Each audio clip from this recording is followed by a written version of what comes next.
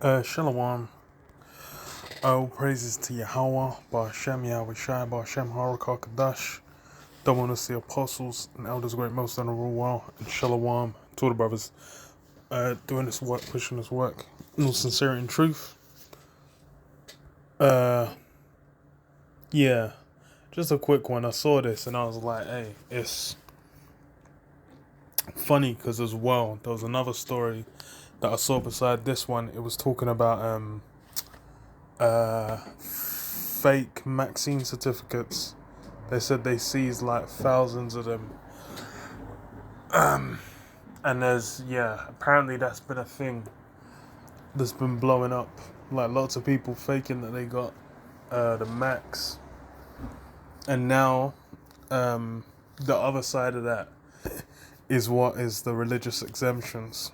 Which is funny you mentioned you see it mentioned in what the fuck is it called?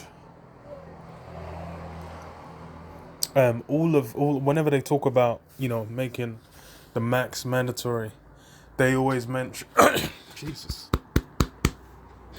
They always mention like, there'll be religious exemptions, or health exemptions, or those things are there.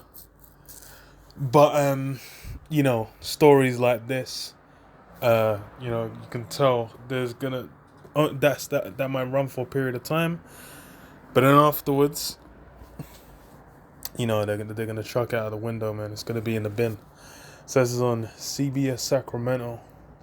This is what local churches offer religious exemption for parishioners who don't want vaccine.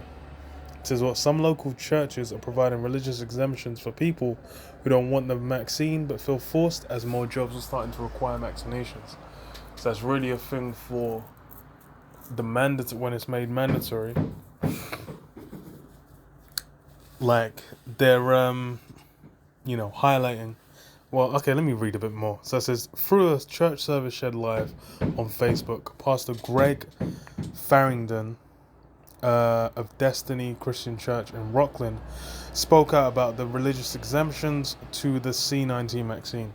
He's now offering to anyone who requests one from him. So he's handing out willy-nilly.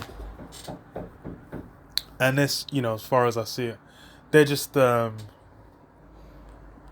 making it so these outs, they can just scrub them and get rid of them after a little while, and then it's gonna be like, hey, look, but very few or just no exceptions. Well, really, it'll get to the point of no exceptions. Says what the pastor added that the church is pro-freedom, not anti-max, and says saying he's been approached by hundreds of people who feel morally compromised by mandatory vaccine requirements. The church declined to comment on Sunday, but CBS 13 has learned the Family Church in Roseville is providing similar exemptions. Yeah, so more likely than not, they're just going to find like, hey, look, we got a bunch of people doing this. But it's like, there's people that don't even go to the church, people that ain't even Christian. And this guy said in the census he was singing, he's using this to get around it or whatever. And then they'll be like, look, we're going to have to close that loop. Because that's the same thing with like the fake vaccine certificates. The ones in America now, they're all just like on paper, printed on paper. And I think you might need a signature. I've seen one, I can't remember the exact details on it. But it's more or less just like a written or signed or stamped something. So people have apparently been faking those. I'm guessing it's just like, no, who the fuck knows what that shit even looks like? So they just make their own one. And then, it just kind of flies until they go to like, I don't know, a hospital or some shit. And it's just like, nah, that ain't gonna fly. So this is what Pastor Matthew Oliver shared that his church's vaccine exemption know what it looks like, and says people have their right to their religious freedom. They want the right to be able to choose what they're going to put in their body, he said. Yeah, so it's basically just from what the story looks like. They're just finding guys that are making it open to everyone, and then they'll say, "Hey, look, if everyone's just gonna be doing this, we're gonna have to shut that shit down."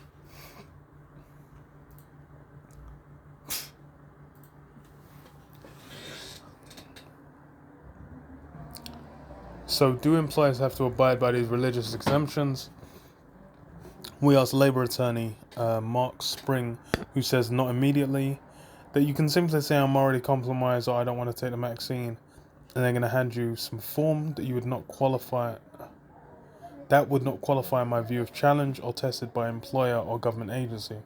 Spring adds employers don't have to take the form for face value and have a right to reasonably acquire, investigate an employer sincerely held a religious belief, prohibiting them from being vaccinated.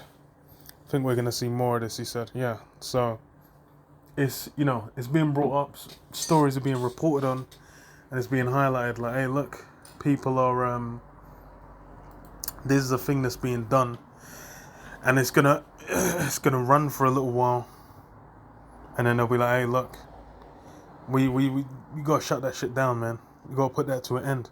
Everyone's gonna have to jump on, and that's really what's going.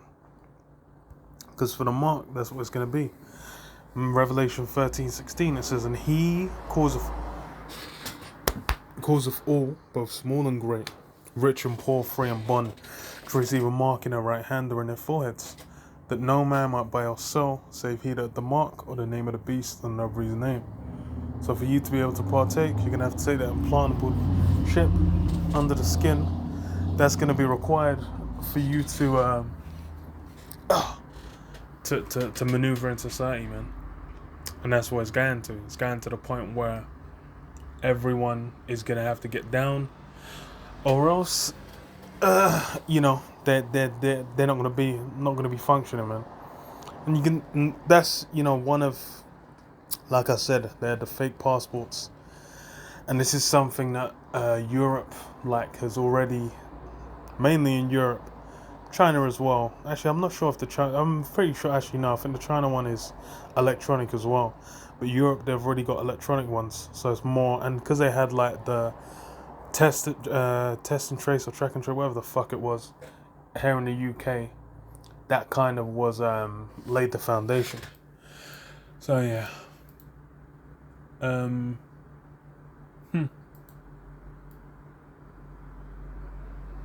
Yeah.